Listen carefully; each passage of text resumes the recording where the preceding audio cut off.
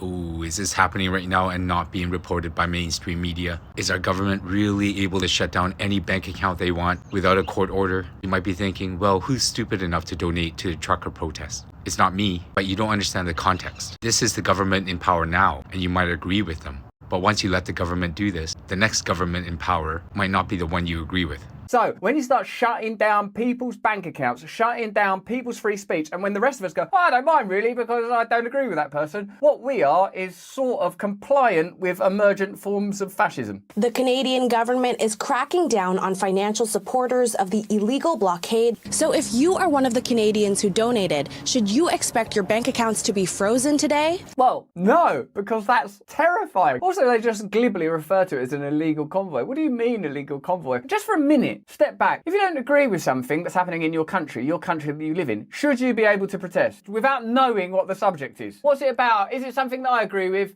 No. What, you've got that? Have some principles. All right then, yes, you should be able to protest. Right, so why is this protest illegal? Because we don't agree with it. An emailed comment from the Canadian Bankers Association says the required measures will be diligently implemented by financial service providers, but they don't expect them to impact the vast majority of customers.